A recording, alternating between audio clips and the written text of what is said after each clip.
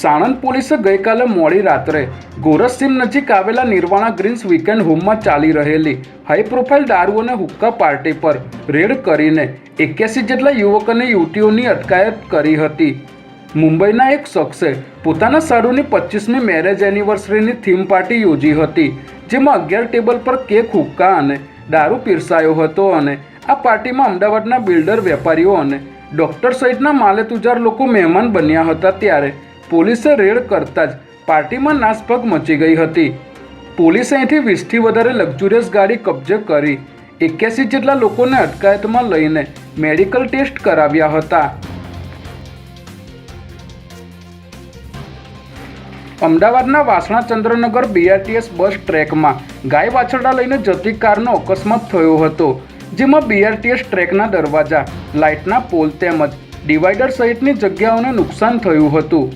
અકસ્માત બાદ કારમાંથી 3 ઈસમો ભાગી ગયા હતા, જ્યારે એક વ્યક્તિને સ્થાનિક લોકોએ ઝડપી પાડ્યો હતો। ત્યારે આ મામલે N ડિવિઝન ACP SM પટેલે જણાવ્યું હતું કે દાણી લીમડાના નાસિર ખ્રિસ્તીએ બારેજાથી ગાયો મોકલી હતી અને ઇમરાન તેમજ એજાદ નામના યુવકો આ ગાડીમાં સવાર હતા, જે ફરાર થઈ ગયા હતા। ત્યારે પાલડી પોલીસે ગુનો નોંધી આરોપીઓની શોધખોળ શરૂ કરી છે।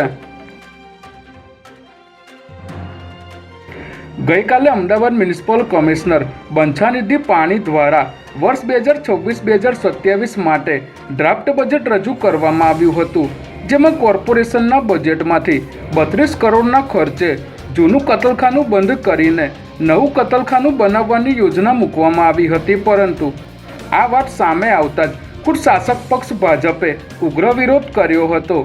બજેટમાં દરખાસ્ત જોઈને ભાજપના નેતાઓ રોષે ભરાયા હતા। ત્યારે ભારે વિવાદ બાદ અંતે પાલિકાએ નિર્ણય પાછો ખેંચવાની જાહેરાત કરી છે।